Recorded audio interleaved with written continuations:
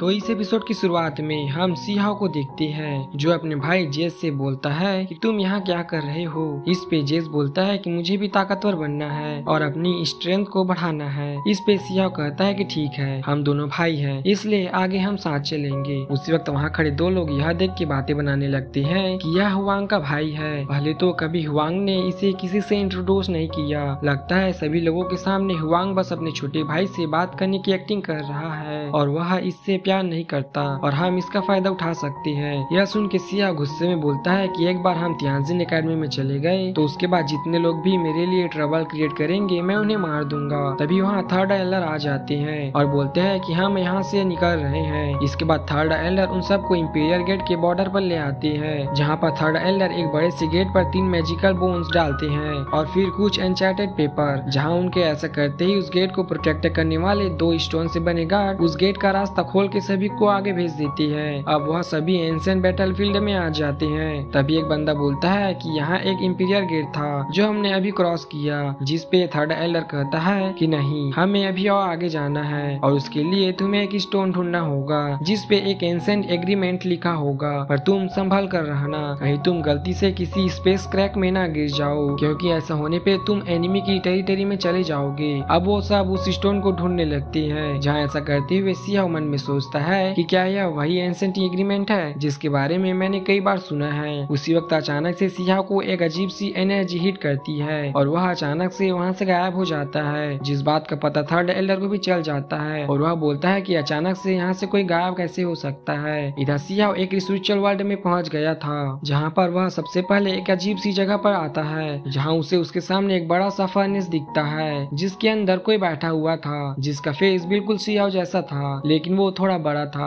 और सिया ने पहले भी कई बार उसे देख रखा था। लेकिन सिया को लग रहा था कि अब की बार ये इल्यूजन नहीं है, इसलिए वो फर्नेस के पास आ जाता है और कहता है कि मैंने ऐसा फर्नेस कभी नहीं देखा। इसके बाद सिया फर्नेस के अंदर वाले बंदे से कहता है कि गॉड ल्यू ने मुझे बताया है कि तुम फ्यूचर से हो, तो क्या तुम मुझे ढूंढ रहे हो। इस पे वो बंदा कहता है कि मैं यहाँ बहुत जल्दी आ गया। उसी वक्त उसके ऐसा कहते ही आसमान पूरा पर्पल हो जाता है और बिजली कड़कने लगती है, जिसे देख के सिया कहता है कि इसने तो कुछ भी नहीं किया और एक सुप्रीम डिवाइन थंडर अपीयर हो गया। तभी एक थंडर सिया को स्ट्राइक करती है, जिसकी वजह से सिया को कुछ इल्यूजन दिखते हैं, जिसमें वह देखता है कि एक पैलेस आग में जल रहा है। अब सिया उस फर्नेस पर हाथ लगाता है क्योंकि उसे लगता है कि यह फर्नेस फ्यूचर से आया है और मुझे कुछ बताना चाहता है। अब सिया उस फर्नेस को टच करते हुए एक अजीब सी दुनिया में पहुंच जाता है जो धीरे धीरे खत्म हो रही थी। साथ ही सिया देखता है कि वहाँ पर कोई इंसान नहीं है। यह देख के वह बोलता है कि आखिरकार मैं एंड में जाके फिर से फेल हो गया और सबको बचाने में नाकामयाब हो गया।